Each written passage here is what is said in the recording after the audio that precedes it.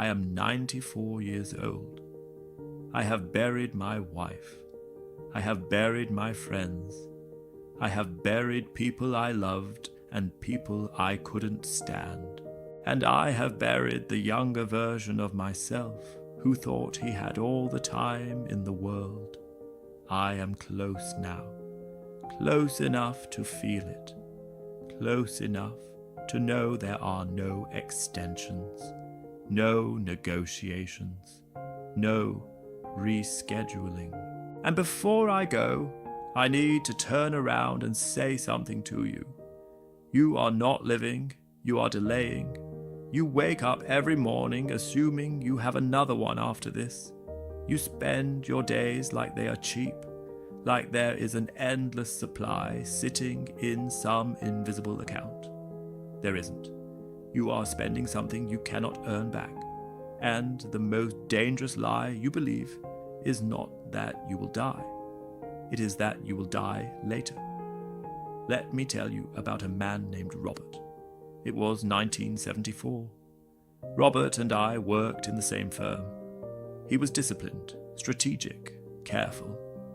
The kind of man who calculated risk before crossing the street. He once told me over lunch, I don't chase happiness. I build security. When I'm completely secure, then I'll relax. Security became his religion. He worked 70 hours a week, invested wisely, bought properties, diversified portfolios. Every decision filtered through one question. Is this safe? His daughter once asked him to come to her school recital. He said he had a meeting that couldn't be moved. He missed more than that recital. He missed birthdays, vacations, conversations. He told himself he was doing it for them. When he was 56, he had everything he said he wanted. The houses, the money, the insurance policies stacked like bricks around his life. And he sat in a kitchen, across from a daughter who barely spoke to him. She didn't hate him. She just didn't know him. He had protected his future so carefully that he forgot to participate in his present. 2 years later, he died in his sleep. Massive stroke. Peaceful, they said. At the funeral, people talked about his success, his discipline, his intelligence. His daughter stood up to speak. She said, "My father gave me everything except himself. That sentence has never left me." You think you are building a safe life. You might be building an empty one. Now let me tell you something harder. The night I won Businessman of the Year in 1982, I believed I had conquered life. Black tie, bright lights, applause that shook the room. They called my name and I walked to that stage convinced I had finally become someone important. I held that crystal trophy like it was proof that I mattered. I drove home slowly that night. I remember smiling at red lights. When I opened my front door, the house was silent. My wife was asleep. My son was asleep. My daughter was asleep. I stood in my kitchen holding that award. The applause was gone. The room was dark. And I realized something that felt like a punch to the chest. Nobody in that ballroom loved me. They admired what I could produce. The only people who loved me were upstairs, and I had missed months of dinners, games, and quiet evenings to win something that meant nothing to them.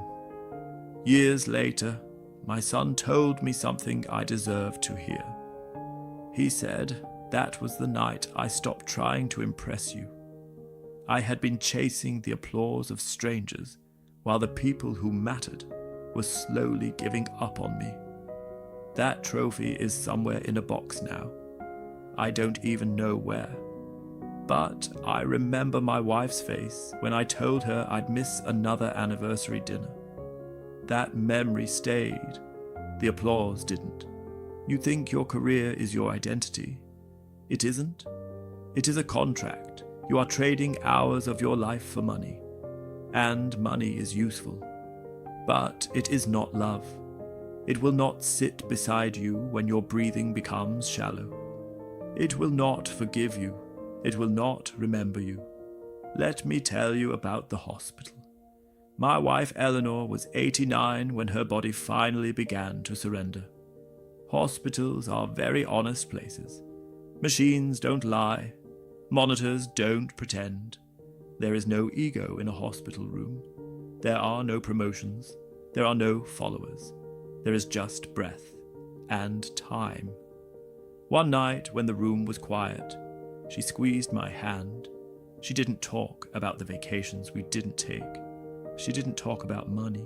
She didn't talk about regrets the way you expect. She said something simple. I wish we had worried less. That was it. Not I wish we had earned more. Not I wish we had achieved more. I wish we had worried less. We spent years worrying about things that never happened. Worry is a thief. It steals the present and offers nothing in return. When she died, the world didn't stop. Traffic kept moving. Emails kept arriving. The sun rose exactly on schedule. That's when it becomes clear. You are not the center of the universe, and that is not depressing. It is liberating, because if the world keeps spinning without you, you're free to stop performing for it. Let me give you something practical. Design your funeral, not the logistics, the story.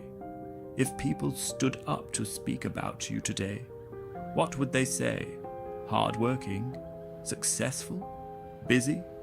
Or would they say kind, present, generous, patient? Then ask yourself a brutal question. Are you living in a way that earns the words you want spoken? Most people are not. They are optimizing income while neglecting character. They are curating images while starving relationships. You're overstimulated and under-alive. You scroll through hundreds of lives a day and forget to inhabit your own. You compare highlight reels and feel behind. Behind what? There is no scoreboard in a cemetery. Let me give you another tool. Practice the last time. One day you will walk into your childhood home for the last time. One day you will hug your mother for the last time. One day you will laugh with a friend who doesn't know it is the final time you will ever hear their voice. You will not get a warning. If you carried that awareness into your daily life, you would slow down. You would listen more carefully. You would taste your coffee instead of swallowing it. You would hold your child a little longer. The problem is not that you don't know you will die. It is that you live as if the day is scheduled. It isn't. Now let me challenge your ego. You are afraid of looking foolish. You don't start the business. You don't confess your feelings. You don't take the risk. Why? Because someone might judge you. Listen carefully. The people whose judgment you fear are not thinking about you. They are busy worrying about themselves. You're a side character in their story. Their opinions will decay in the same ground as their bodies. Do not sacrifice your life to imaginary critics, and stop waiting for the perfect time. There is no perfect time. There is only now. You tell yourself you'll travel when work slows down. You'll apologize when they apologize first. You'll rest when you hit a number. There is no number. I have met wealthy men who are terrified of losing what they have. I have met poor men who sleep peacefully. Peace does not come from accumulation. It comes from alignment. Alignment between what you say matters and how you actually live. Let me tell you about a small moment. One winter morning in 1969, I saw a stranger struggling to push his car out of a snowbank. I was late for work. Important meeting. I almost drove past him. Almost. Something made me stop. We pushed that car together for 15 minutes in freezing air. He shook my hand. I never saw him again. I do not remember what that meeting was about. I do not remember the contract, but I remember the steam of our breath in the cold and the relief on his face. Small acts outlive big achievements. You want legacy? Be present, be brave, be kind when it is inconvenient. Because when you sit where I am sitting, your mind will not replay spreadsheets. It will replay moments, Sunday mornings, laughter in the kitchen, the warmth of a hand in yours, the courage it took to say I love you first. Here is the truth stripped of comfort. You're going to die. That is not a threat. It is a deadline. And deadlines clarify priorities. So eat the good food. Call your parents. Forgive your enemies so you stop carrying the poison. Take the trip. Start the thing. Say what you feel. Stop anesthetizing yourself with endless distraction. Your youth is not permanent. Your health is not guaranteed. Your time is not renewable. You do not need more information. You need more courage. The clock is not your enemy. Your hesitation is, I am tired now. Go live in a way that, when you are 94 and looking back, you are not whispering, I wish. Go live so that when your final day arrives, it finds you empty of regret and full of memories. Go live before you are forced to stop. If something in this message shook you, don't ignore it. Most people feel the truth for a moment, then scroll away and forget it. Don't be most people. If you want more stories that remind you what actually matters, more lessons you won't hear until it's almost too late, subscribe, not for entertainment, for perspective. Because one day, you won't need these reminders anymore, and neither will I.